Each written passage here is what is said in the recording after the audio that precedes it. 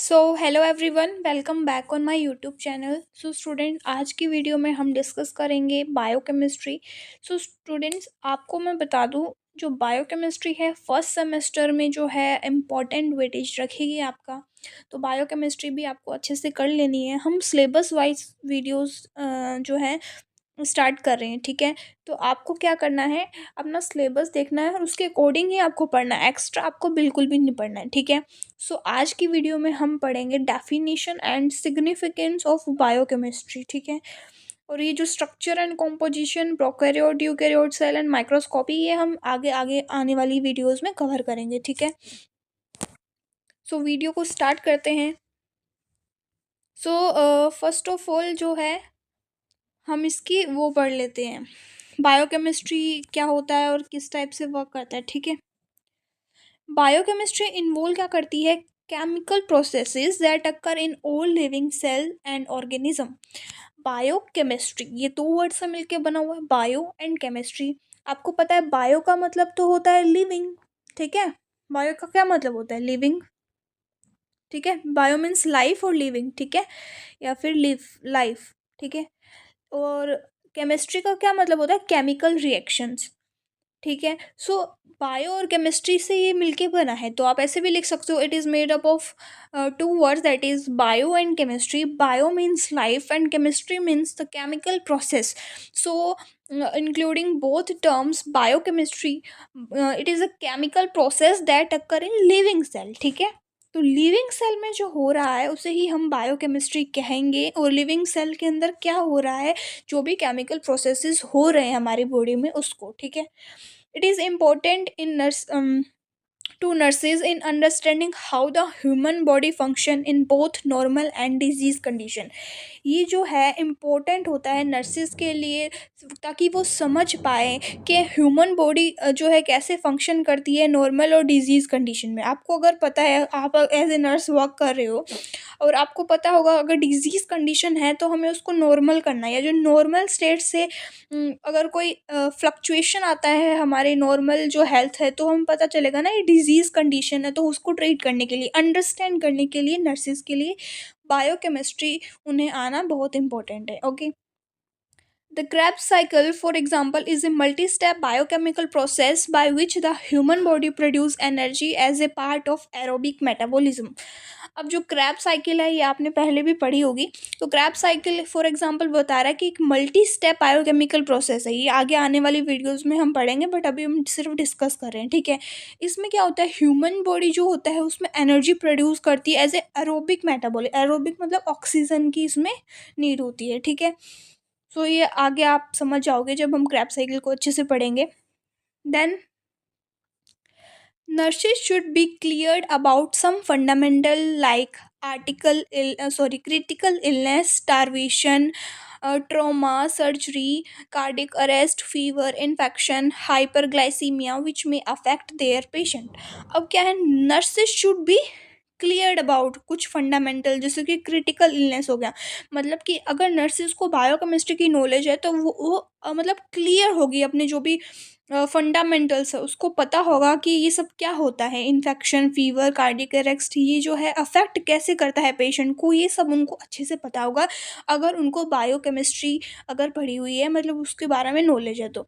और आप ये याद रखना, ये वाला जो क्वेश्चन है, significance of biochemistry in nurses, ये बहुत इंपॉर्टेंट है। ये बहुत बार रिपीट होता है, मैक्सिमम जो है हर साल ही रिपीट हो जाता है ये क्वेश्चन। तो इसको आप अच्छे से कर लेना, तो ये बहुत ज़्यादा इम्पोर्टेंट है, ठीक है।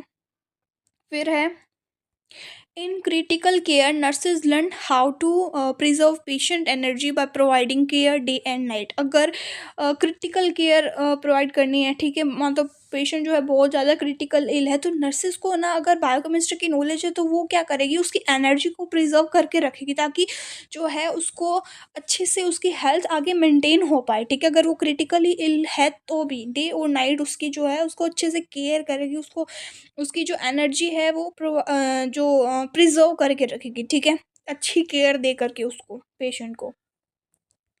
So next one is, various tests are performed to ensure that patient acid base balance and oxygen level maintained to promote aerobic metabolism.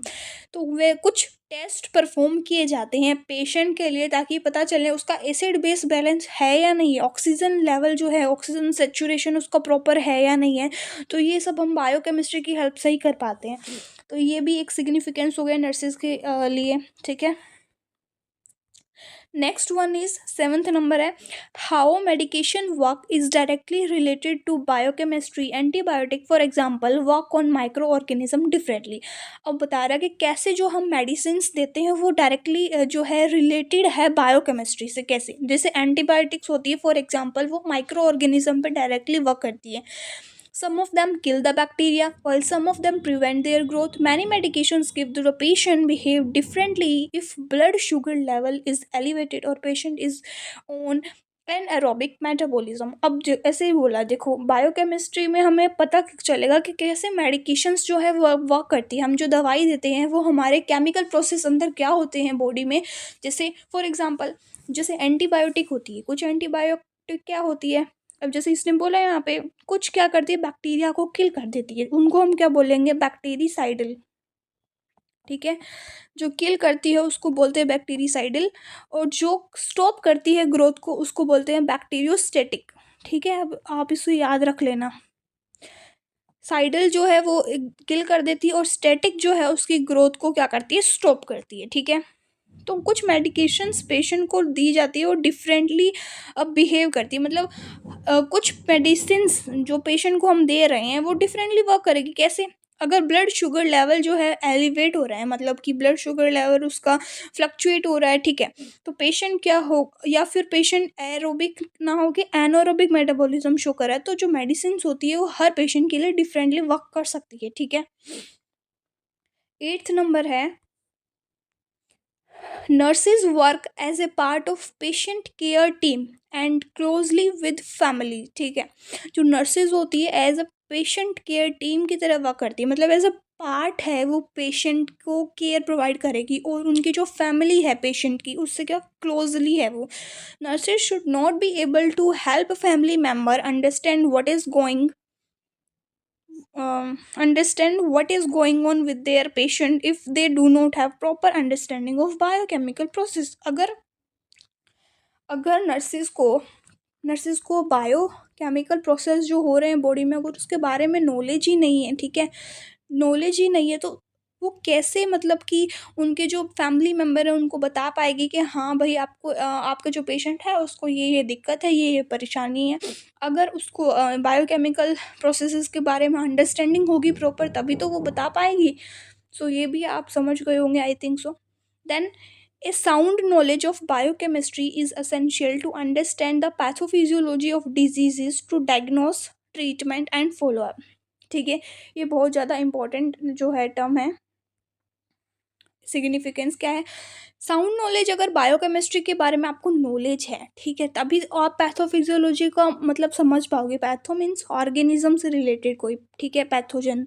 और फिजियोलॉजी जो हमारे बॉडी का इंटरनल जो स्ट्रक्चर है या फिर हमारे जो फंक्शंस हैं, तो उसमें क्या दिक्कत आ गई, मतलब कि जो ऑर्गेनिज्म है, मतलब पैथोजन जो भी है हमारी बॉडी को अफेक्ट करेगा, उसकी वजह से क्या होगी, डिजीज़ होगी। पैथोफिजियोलॉजी जो है जिसकी अगर उसको पता होगी, एसेंशियल उसको नॉलेज होगी बायोकेमिस्ट्री की, तभी तो वो पता चल पाएगा ना कि हमारे फिजियोलॉजी में क्या डिफरेंस आया है, तभी वो प्रॉपर डायग्नोसिस बना पाएगी, ट्रीटमेंट बना पाएगी और उसकी केयर कर पाएगी, ठीक है। आई थिंक आप इसको समझ गए होंगे। आज की वीडियो में हमने अच्छे से सिग्निफिकेंस जो है वो पढ़ लिया, इसको रटने की ज़रूरत नहीं है, बस आपको समझने की ज़रूरत है। एज ए आप अगर हॉस्पिटल ड्यूटी में वर्क करते हो तो आपको जो बायोकेमिस्ट्री से रिलेटेड आप जो भी वहाँ देखो, ज़रूरी नहीं है यही सब आपको रटना है। आप इजीली अपने वे से भी लिख सकते हो, बहुत ज़्यादा ईजी है ये, ठीक है। सो नेक्स्ट वीडियो में हम आगे वाला चैप्टर जो है इसके जो भी इंपॉर्टेंट पॉइंट्स है वो कवर कर लेंगे।